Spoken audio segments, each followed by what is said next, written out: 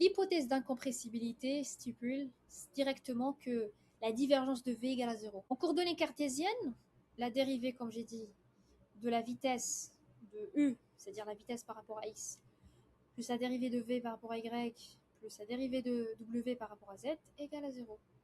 Et donc c'est une conséquence immédiate utilisée en hydraulique. Quand on travaille dans une conduite en régime permanent, entre deux sections S1, S2, même tube de courant, on a la conservation du débit massique.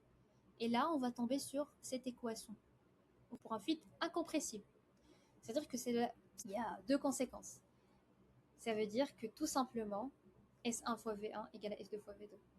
C'est une conséquence en hydraulique qu'on utilise dans une conduite à régime permanent, qui traduit pourquoi l'eau s'accélère directement quand on rétrécit la conduite ou bien le diamètre de la conduite, justement il va s'accélérer naturellement. On va passer à une grandeur importante en mécanique des fluides. Vous allez forcément entendre par la suite parler d'écoulement rotationnel dans quelques énoncés dans des exercices. Ils vont vous dire on a un fluide incompressible ou compressible. Ils vont dire dans un régime permanent ou bien un régime stationnaire. Les conditions d'adhérence d'un fluide, les conditions de compressibilité, viscosité, etc. Terminons par cette partie. Le vecteur tourbillon ou bien la vorticité. Il est défini par le rotationnel du champ de vitesse. Donc l'écoulement est dit rotationnel si ce vecteur est non nul. C'est typiquement ce qui se passe près de la paroi. On va témoigner des frottements qui créent localement de la rotation auprès de la paroi.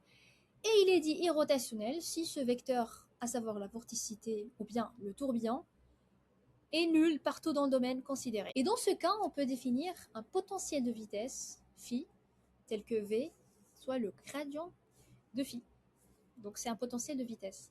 Cela signifie que la vitesse va dériver d'une fonction scalaire, exactement comme un champ électrostatique qui dérive d'un potentiel.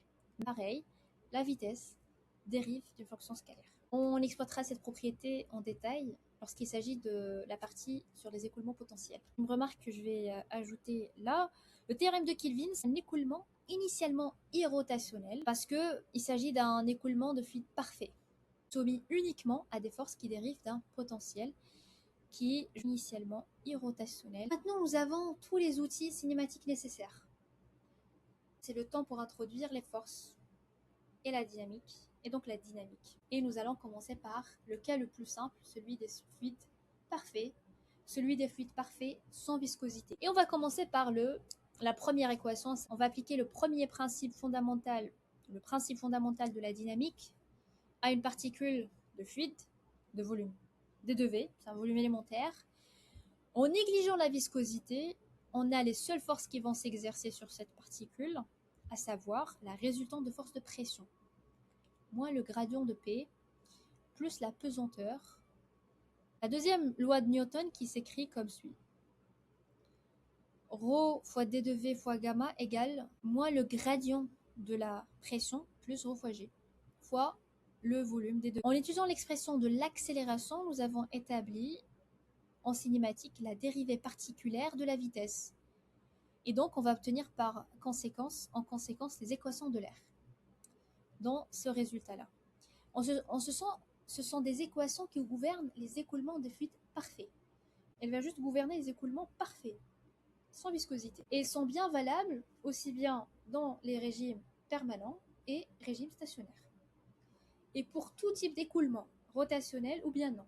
Donc on utilise l'équation de l'air, l'équation pour des fluides parfaits, dans les régimes permanents stationnaires. Maintenant, on va passer au théorème de Bernoulli. Et là, c'est le résultat le plus célèbre de la mécanique de fluide, à savoir le théorème de Bernoulli. On se place en régime permanent pour un fluide incompressible. Et on a la gravité, on va écrire la gravité comme dérivant d'un potentiel. G égale moins le gradient de G de Z.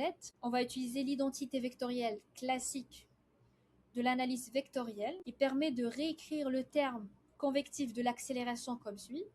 Donc V fois le gradient de V égale le gradient de V carré sur 2 moins le V vectoriel oméga, où oméga c'est le vecteur tourbillon. Rappelez-vous, la vorticité. On va substituer cette identité dans les équations de l'air, on obtient le gradient de P, la pression plus ρ fois V carré sur 2, plus ρ fois G fois Z, égale F, ρ fois V vectoriel oméga. Voici l'idée de la démonstration. Vous avez le terme de droite, qui est V vectoriel oméga, et par construction orthogonale, au vecteur vitesse. Donc là, on va projeter le gradient de gauche le long de la ligne de courant, c'est-à-dire dans la direction de V, et on va projeter en fait sur une direction orthogonale au terme de droite, qui sera sa dérivée directionnelle selon V, qui sera nulle. Et si l'écoulement il est irrotationnel, alors le terme oméga sera nul.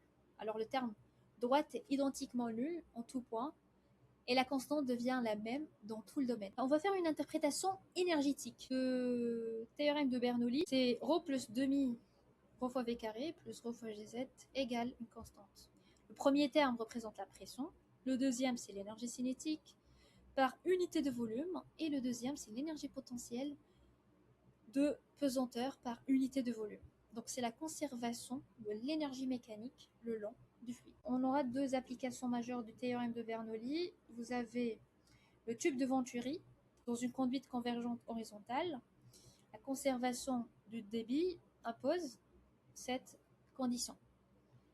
Donc on y reviendra dans les exercices. On va passer à la prochaine partie.